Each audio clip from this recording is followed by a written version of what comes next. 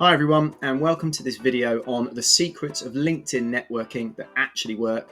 From me, James, a recruiter of 20 years experience. I've been using LinkedIn pretty much since the day it started, and I've learned a lot of the things you should do and a lot of the things that don't work, and I want to share a lot of those hints and tips with you in this video. LinkedIn is your shop window to the world. People talk about personal brand. It's absolutely the place where you can build that. It's useful in finding a career, it's useful in winning business, and really it's just a permanent presence for each individual to represent themselves and their career out there on the internet in a world where remote work and therefore global connections are becoming increasingly important. So we're going to go through three things in sections in this video. First of all, we're going to talk about the profile itself, what it looks like, and your visual representation of you as a professional. Then we're going to talk about content. Having a profile is useless if you're not posting. So we're going to be talking about what to post, when to post it, and in some cases how to post it as well. So the different types of formats you should be using. And then thirdly, we're going to be talking about those all important connections. If you've got a profile and you're posting but no one can see it, all of that is wasted time. So having those connections, having that big network, having that follow account is absolutely crucial. And I'm going to teach you my strategies that have worked to get me in the top 2% of LinkedIn users globally to build your own network as well. So follow these strategies and you absolutely can improve your chances of securing the career you want, winning more business, and really opening up all sorts of fantastic professional opportunities. Okay, so let's start with your profile. Have you already got a LinkedIn profile or are you starting from scratch? It doesn't really matter. I want you to open up LinkedIn and take a look at it section by section. First and foremost, have you completed each section? The way the LinkedIn algorithm works is it likes people and prefers to promote people that have what they call all-star profiles. If you're missing something out, the chances of you being seen in searches by professionals, by companies, by recruiters are reduced. So you need to take that time and complete each section that it asks you for. Now, you don't have to show all of those sections. You can have a more slimline profile if that suits you, or a more thorough, complete profile, but you do need that information uploaded there in the first place, and try and get it as accurate as you can do. As a recruiter, one of the things that I talk to people about is that their CV should mirror their LinkedIn exactly. Dates, content, it should be a mirror image one of another, because inconsistencies can lead to question marks and concerns from potential employers. But I think the same thing applies if you're out there trying to win business. People are going to expect your LinkedIn to be concise and consistent. Think about other sections. Right away at the top, the thing people talk a lot about is your photo, your image, if you like. Now, I wrote recently this week in the CCCX update newsletter, and I'll post a link to that in the comments below, about what a professional image means. That's very difficult to quantify. I've worked with designers that will have something that's really artistic and creative, business professionals, leadership people that will have the traditional headshot photo, people that use photos that where they're just smartly dressed from their personal life, people that use photos of them stood up on stage talking at an event. The key thing is that someone can actually see you, whether that's AI assisted or whether that's a real world photo, and that it represents you for the world that you operate in. So if you are a graphic designer or an artist, having a professional headshot probably doesn't quite gel. If you're looking at C-suite opportunities, having some kind of quirky AI altered photo, again, doesn't quite gel. So just look at some of the people that are in your sector, in your sphere, and look at some of the things they're doing, and then make sure that your photo represents you, but that it aligns with the expectations of that broader community. The banner image, now that's an interesting thing. Some people will use it to promote the business they work for, and indeed it's some corporate policy that you have to do that. If you're an independent, you've got a lot more flexibility, therefore, and if your company don't mandate that, you have a lot more flexibility as well. Some people use this just for a beautiful image, almost like an Instagram banner or something, and that's great. Maybe it represents a key moment in your life or something like that. Photo of family, a photo of an incredible holiday you've been on, or some incredible achievement. You've run a marathon, you've climbed a mountain, you've had triplets or whatever, and you can use it for that if you want to. Or if you've got something else, a side hustle, you can promote that in there as well. So personally, Mine represents the CCCX Update newsletter, and it's another window that reflects what I do as a person and what I'm interested in personally and professionally, and it assists in drawing people to that. But make sure you've got something in there and there's a reason behind it. Don't have it blank. Those egg profiles, they never get pulled up in any searches, so you need to complete those sections. Going a little further down, think about media. So you get the opportunity either under the About You section or under the Jobs section to add some media. Now, that might be photos of you winning an award, it might be some documentation like a certification or something, but you can add that in there and it adds real benefit because, first of all, it gives you some evidence and some detail around perhaps some achievements, which I know you can list further down as well, but people don't always go all the way to the bottom on a LinkedIn profile, same with a CV. What it does do though is it adds a bit of color and it breaks up that profile to create some interest. And actually, people are more likely to click on it when it's in that About Us section or under that first job, and it's a little splash of color, a little image that will catch people's eye. We talked about it, in my intro to the video. LinkedIn is your shop window. An interesting shop window will stop people, they will pause, they will look, and they will inquire. If it's just a big long list of text, the chances are they'll probably scroll through it and just maybe look at the company logos and get a sense of what you do. So media is a really, really useful tool in there. The other thing to think about is the content itself. I spoke earlier about it being consistent with your CV, but also make sure there's some detail in there. Some people like to keep their LinkedIn profiles very brief, and I understand the logic behind that, but your LinkedIn profile really isn't then doing the most for you that it can do.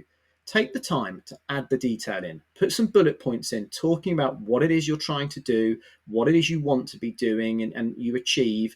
If you're in a sales role or a metrics orientated role, get some metrics in there. If you're in a creative role, going back to media, there should be a portfolio in there. There should be some sound files, some video or visual files in there. It really needs to be a thorough representation of you. It does so much more for you than, say, a CV does. And if you're using LinkedIn to go out there and win business, it's a great intro. Believe me, people will go and check what you've got on your LinkedIn. Okay, so hopefully your profile's now complete. It's looking shiny. You feel it represents you. It's thorough. There's loads of great content and media in there. Now, you need to be posting something. Otherwise, you've created this beautiful shop window, this beautiful personal brand, and LinkedIn is going to do nothing with it. So, first off, what do you post? That's, I think, what blocks a lot of people. Writer's block, if you like. Well, you need to get yourself a structure. Personally, I have reminders in my calendar 3, maybe 4 times a week to post things. And I'll come on to what I post and when in a little bit. But 3 to 4 times a week is perfectly sufficient. Some people will post 3 to 4 times a day. Some people will post maybe once or twice a week. I think there's too little and there's too much maybe in there. Not every day, but 3 to 4 times a week will work with the algorithm and it will get your content up there and visible to people. Now, for that, you need a content plan. So, in order to stop some of the writer's block, use the tools that LinkedIn gives you. Yes, you can just open it up and write a post, but you can also be adding media or an image. You can also be creating a poll that people can vote on, and you can be creating articles which could even connect into a newsletter. Now, I'm not saying everybody needs to go and do a newsletter, but certainly articles have their place. So the first thing should be to look at LinkedIn, look at the connections, look at what's coming up in your feed, and be thinking about, does something resonate with you? Use that to then either create your own post where you're writing your thoughts on something that's happening in your professional world or the broader world that impacts your profession, or repost that post with your own thoughts. That's always great because it includes that initial poster into your world and starts to get them to connect with you as well. Now, that can be just a straightforward written post. If you are then thinking about maybe your second post of the week, this is where you can start to include something that perhaps has an image or even a video attached to it. Now, I'd steer away from the meme and GIF type stuff personally, but it does work in some industries and it will garner some views. A few years ago, the evidence used to be that posts with images actually got fewer views than posts without. And that's because of how people were using LinkedIn. On their phones, images were taking a while to load, therefore they were frustrating, so people were scrolling past them. Now, with 5G, with the option to turn videos off autoplay on LinkedIn, it's not so much of an issue. And actually, because of the increase in content on LinkedIn, posts with images actually get more views used in moderation. Okay. So again, this could be something you've seen on your LinkedIn that you want to comment on. It could be something in your professional life that you want to post about and you want to add an image to. So then you've got to always get your brain switched on to, am I doing something today where I could take a photo of that and talk about it on LinkedIn? Now, there's a caveat on this. I think we've all had enough of the train selfies, right? I'm on a train going to London. Great. They have a place if you're going to maybe a very special event, but if you're just heading out on a meeting with customers, I don't think anybody cares, right? So, but if you're maybe going to your first interview that you've had in a while and you're really pleased and really excited, let's post that. That's going to show through. I think a hint of the personal with the professional is what makes a LinkedIn profile feel rounded and full 360. We don't just want photos of your dog every day, although they do get loads of views, as do photos of children. And maybe once a year or whatever, there's a place for those things. But if you're shoehorning the photo in, it probably isn't right. It needs to feel natural. It will be a struggle to start with. Don't worry, you'll get better at this. When you start to exercise that content creation muscle, you will get better at it. You don't have to be a big extrovert taking selfies or videos, walking around some city centre or something.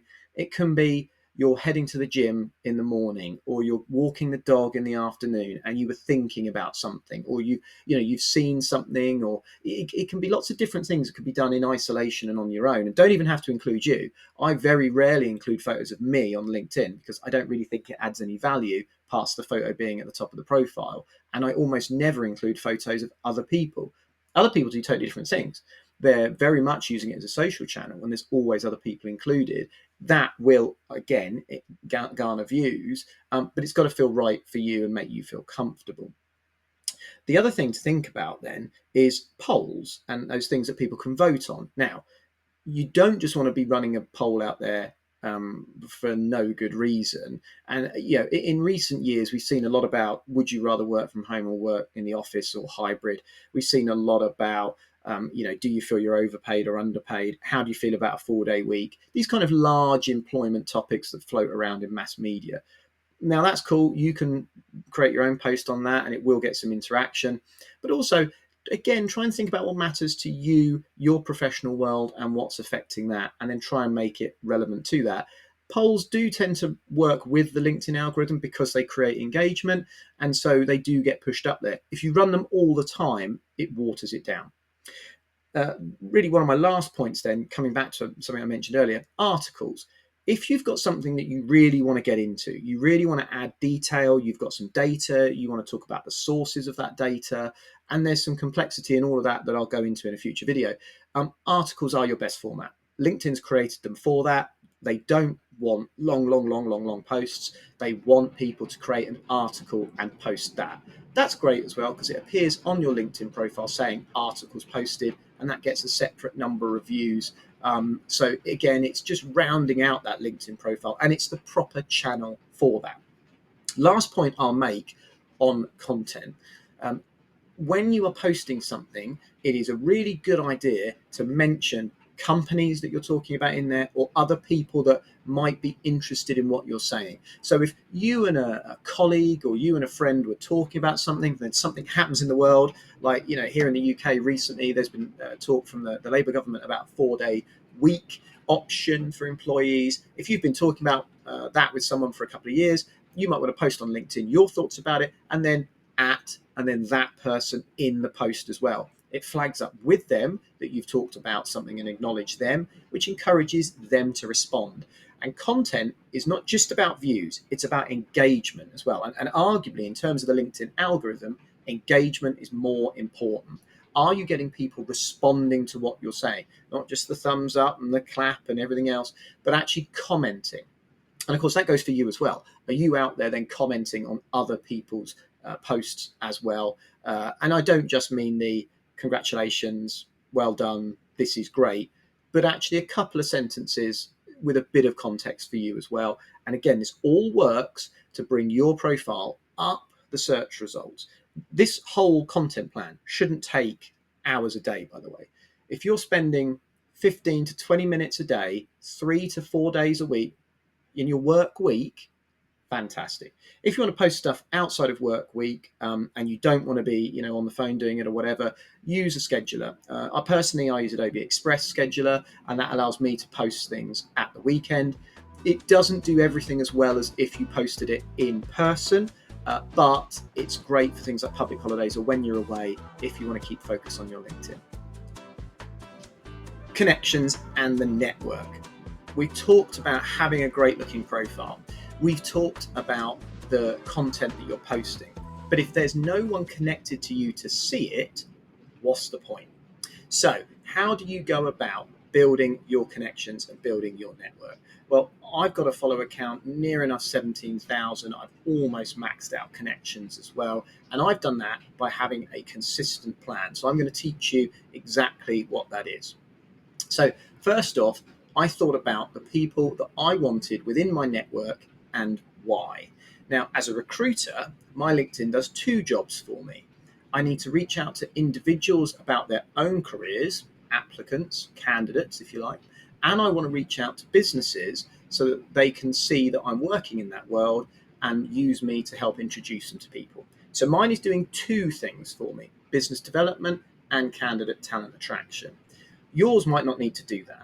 Yours might need to represent you purely as a professional, or yours might represent you as a professional, but also be a business development tool. So you need to think about the people that you want to include.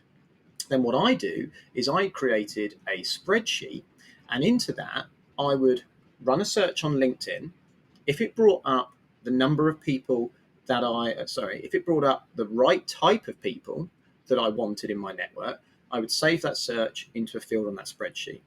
I would then see how many people were in that search result. Let's say 1,000. So I'd say 1,000 results. I would then see how many were first, second, and third connections, and I'd say, of that 1,000, this many are first, this many are second, this many are third. And then I would go through and I would send people connection requests, and I'd put the date and another field on that spreadsheet in which I did that. Then I would have maybe 10, 12, 15 searches, and I would be cycling through those. So I'm then going back a number of weeks later, and I'm running that first search again. And I'm then seeing how many now are first connections, second connections, and third connections. Now, because of the way that LinkedIn works, that 1,000 you got the first time you ran the search might now be 1,200 or 1,400, because if you've connected to someone on a first, you've then got new seconds, you've then got new thirds. So you can never completely shut down some searches in terms of making them all first connections, but that kind of needs to be the feeling and the goal.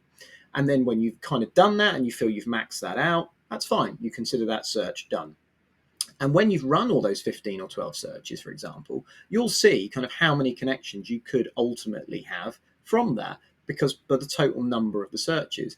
And they should all complement one another and contribute to that goal of the people that you want within your network. Big elephant in the room on this: LinkedIn say only connect with people that you know. Now, obviously, nobody does that, right? Because otherwise, everyone's LinkedIn connections would be pretty much the people that work within the businesses they've worked in before or now. And that would massively benefit people in the corporate world versus independents. And it wouldn't really work from a business development perspective. So are you going to get in trouble for doing this? Potentially. My advice would be, do not use the tools that tell you they can automate this. LinkedIn is really good at spotting them. This is one of those things where there is no replacement for human thought, hard work, and effort. I'm sorry, there are no shortcuts. I've seen it myself in the world that I work in. People that use those tools are way more likely to get caught out and have their accounts blocked. And then it is really hard work to bring them back again, because no one's important enough for LinkedIn to care. Now, how do you start growing connections if people don't know you and aren't likely to connect with you? Well, first off, there's a few groups of people that are more likely to connect with you than others. If someone has the green or purple banner, so they're either looking for work or they're hiring, they are more likely to connect with you than people that don't, because they are using LinkedIn proactively for a reason. If they're looking for work, they're likely to want to connect with you to find out if you can obviously assist with that by broadening their network out, or if you can help them in any way. If they're hiring, they're likely to connect with you to see if you're interested in working for them or with them, or why. Now, who you are and what your profile is changes the complexion of that. As a recruiter, if I connect with someone with a purple banner, they're going to say this person's connected with me because they're going to try and recruit for me. That might not necessarily be the case, but they're going to make that assumption. If you have a green banner on and you connect with someone with a purple banner on, they're going to say, oh, you clearly want to work for me. Now, that might not be the case, but their assumptions will be made. So none of these are hard and fast 100% foolproof rules. But by and large, if people put the banners up for any reason, they're using LinkedIn in an active capacity, and they're more likely to connect with you. Second group of people, people that have a lot of followers or connections. Do not try and connect with someone that doesn't have a complete profile. Going back to what I've said in a previous section about your own profile. If they haven't spent the time on LinkedIn, they're not spending time on LinkedIn, so your connection request is wasted. And you've only got a certain amount that can be out at any one time, otherwise it will tell you you're capped. And if you're not getting accepted a certain percentage of the time, LinkedIn will downgrade you. So there is a balance here, and you have to play the game a little bit.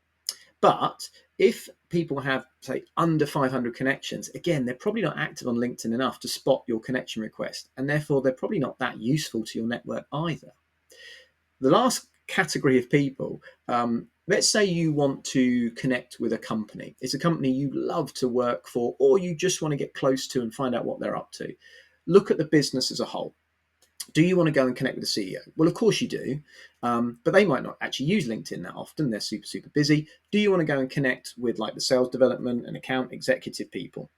Well, maybe that they're quite junior and maybe their networks aren't as fleshed out, or they're super proactive on LinkedIn actually, and they've got great networks. But connected to that, the people you can always connect with are sales and marketing. They're people that are using LinkedIn as a daily tool. They're very active on there. If you connect with sales and marketing people, they will invariably accept because they're always interested in broadening their own networks out.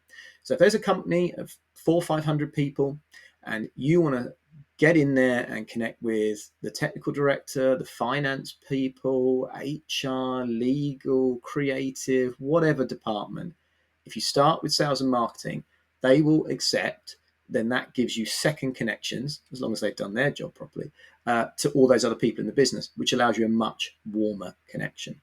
And this goes on to really my last point when it comes to connecting with people, personalizing that connection message. Personally, what I've done is written a number of connection messages. It's in the sort of tens at the moment, and each one is targeted to a different role or a different person within a business. And I've said, we share some connections. Here's what I do. And at some point, I hope we can help each other in the future. And it's that simple. I'm not selling them anything. I'm not asking for anything. I'm just saying, look, we know some of the same people, which is true because you can't say it if it isn't true. And this is what I do. And I hope we can help one another. So it's passive, but it's polite and it's different from just hitting connect.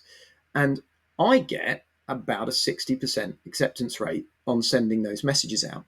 It will be tailored for slightly different departments, very senior leadership, internal recruitment, who, as a recruiter, I kind of have to say, look, I'm not trying to sell you anything. I'm just interested in connecting with you and maybe we can work together in the future. And then for candidates and for people even that I might want to come and work for me as well, I have a different one as well. And you might have different ones. So if you're hunting for a job, you might have one that you set up for internal recruitment or talent acquisition. If you're just connecting with people because they work in the same world as you and you respect the work that they do, you might have something like that. If it is business leaders that you would just really love to be close to, so you don't miss out on anything they post, you might have a different one for that. Write them. They're then automatically under the character limit, which I think currently sits at 300 as of today, and save them into a folder. Then when you've got that content plan we talked about and you're going through and clicking connect with people, you'll just copy, paste, copy, paste, copy, paste. But the likelihood of them accepting your connections has gone from about 15% to anything from 40 to 60%, really, depending on how well you write that and how many connections you yourself have. There's no doubt when you start using LinkedIn, there's an early stage learning curve, which is a bit of a hockey stick and it is quite hard. But then once you're over that, say over about 500 plus connections, LinkedIn then treats your profile differently. Other people interpret it differently, therefore, and so it does become a much easier tool to use going forward. So that is how I go about adding connections and how LinkedIn works really proactively for me as an inbound business development tool as well, with a network of people that are relevant and are interested in the content that I'm posting. My profile is fully complete and it tells people what I do, and it has loads of detail in there that shows the journey that I've come through to get to where I am now and what I do. And as a result, LinkedIn is the absolutely most important passive business development tool that I have in my arsenal as a recruiter or as a salesperson, whichever you want to consider it. But it would work exactly the same way if I was an individual applicant candidate out there looking for a job as well. Any questions, any comments, stick them in the comments below, and I look forward to catching up with you again soon.